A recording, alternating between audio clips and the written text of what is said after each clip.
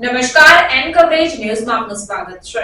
નરેન્દ્રભાઈ મોદીના નેતૃત્વની કેન્દ્ર સરકારનું 2024-25ના વર્ષનું બજેટ વિકસિત ભારતનું સુરેખ પથ કંડારતું સર્વગ્રાહી અને સર્વસ્પર્શી બજેટ છે અને 2047 સુધીમાં ભારતનો યુવા વિશ્વ સમક્ષ યુથ પાવર બનીને ઉભરી આવે તે માટેની યોજનાઓ પર ખાસ ફોકસ કરાયો છે તેમ જણાવતા મુખ્યમંત્રી ભૂપેન્દ્ર પટેલ વડાપ્રધાન શ્રી નરેન્દ્રભાઈ મોદીના નેતૃત્વની કેન્દ્ર સરકારનું 2024-25ના વર્ષનું બજેટ વિકસિત ભારતનો સુરેખ પથ કંડારતું સર્વગ્રાહી અને સર્વસ્પર્શી બજેટ છે.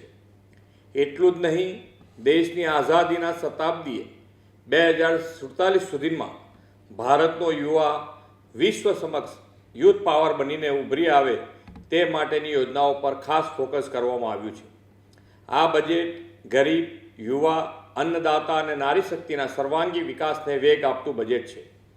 રોજગાર, કૌશલ્ય વિકાસ, એમએસએમઈ અને મધ્યમ વર્ગ પર ધ્યાન કેન્દ્રિત કરવા સાથે એનર્જી, સિક્યોરિટી, પ્રાકૃતિક ખેતી સહિત કૃષિ ક્ષેત્રના વિકાસને પ્રાયોરિટી આપવામાં આવી છે.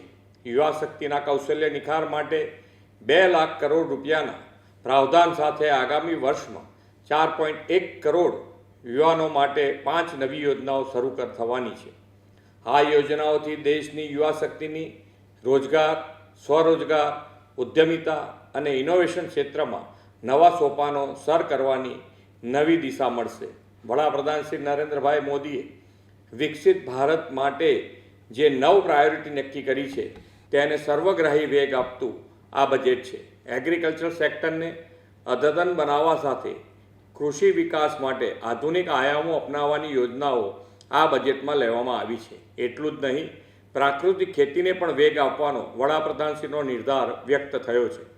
ગુજરાતના કૃષિ આધારિત અર્થતંત્રને આના પરિણામે મોટો વેગ મળશે. રોજગાર અને તાલીમ માટે એમ્પ્લોયમેન્ટ લિંક્ડ ઇન્સેન્ટિવની 3 યોજનાઓ શરૂ કરવામાં આવશે, જેનાથી ગુજરાતમાં યુવાઓ અને યુવા ઉદ્યોગ સાહસિકો માટે રોજગારીની તકો વ્યાપક બનશે. કેન્દ્ર સરકાર 5 વર્ષમાં 1 કરોડ યુવાનોને ટોપની 100 કંપનીઓમાં ઇન્ટર્નશીપની તકો પૂરી પાડશે. પીએમ જનજાતીય ઉન્નત ગ્રામ અભિયાન અંતર્ગત આદિજાતિ વિસ્તારોમાં સરકારી યોજનાના લાભના સેચ્યુરેશનને વેગ આપવામાં આવશે. ગુજરાતના ઉમરગામથી અંબાજી સુધીના આદિવાસી વિસ્તારના આદિજાતિ બાંધવોને પણ તેનો લાભ મળશે. ગુજરાતના ઔદ્યોગિક વિકાસમાં એમએસએમઈ એ બેકબોન સમાન છે. આ બજેટમાં કરવામાં આવેલી વિશેષ જોગવાઈઓથી એમએસએમઈ સેક્ટરને બૂસ્ટ મળશે. એમએસએમઈ અને લેબર ઇન્સેન્ટિવ ઉત્પાદન એકમો પર આ બજેટમાં ખાસ ભાર આપવામાં આવ્યો છે. મેન્યુફેક્ચરિંગ ક્ષેત્રના એમએસએમઈ માટે ક્રેડિટ ગેરંટી સ્કીમ શરૂ કરવામાં આવી છે.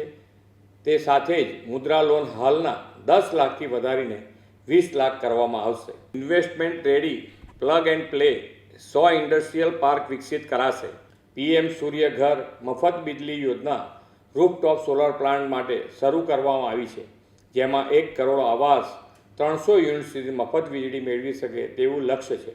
ગુજરાત આ યોજનાના અમલમાં પણ અગ્રેસર છે અને આ વર્ષના બજેટમાં એનર્જી સિક્યોરિટી માટેના પ્રાવધાનથી ગુજરાતની અગ્રેસરતા વધુ ગતિમય બનશે. નાણામંત્રીએ આ વર્ષના બજેટમાં પગારદાર કર્મચારીઓ અને પેન્શનરોને સ્ટાન્ડર્ડ ડિડક્શનમાં આપેલી રાહતથી મધ્યમ વર્ગને મોટો આર્થિક લાભ થશે. એન્જલ ટેક્સ દૂર કરવાથી ગુજરાતના નવા ઉદ્યોગકારો અને સ્ટાર્ટઅપ ઇકોસિસ્ટમને નવી દિશા મળશે. ગોલ્ડ, સિલ્વર અને પ્લેટિનમની ઇમ્પોર્ટ ડ્યુટીમાં ઘટાડો થવાથી ગુજરાતના જેમ્સ એન્ડ જ્વેલરી ઉદ્યોગને વધુ વેગ મળશે. એવી રીતે રો ડાયમંડ માટેના બજેટમાં જાહેર કરેલી જોગવાઈઓથી ડાયમંડ કટિંગ અને પોલિશિંગ ઇન્ડસ્ટ્રીઝને પણ પ્રોત્સાહન મળશે. વડાપ્રધાન શ્રી નરેન્દ્રભાઈ મોદીએ 2047માં દેશ આઝાદીની શતાબ્દી ઉજવે ત્યાં સુધીમાં ભારતને પૂર્ણ વિકસિત રાષ્ટ્ર બનાવવાનો જે સંકલ્પ કર્યો છે તેને આ બજેટ સંપૂર્ણ રીતે પાર પાડશે એવો મને વિશ્વાસ છે. આવું સર્વસમાવેશી, સર્વપોષક અને લોકરંજક બજેટ આપવા માટે वडाप्रधान श्री और केंद्रीय नाणा मंत्री नो समग्र गुजरात वती आभार व्यक्त करता हूं। खबरों के लिए चैनल को सब्सक्राइब कीजिए। खबरों का नोटिफिकेशन पाने के लिए बेल आइकॉन को जरूर दबाएं।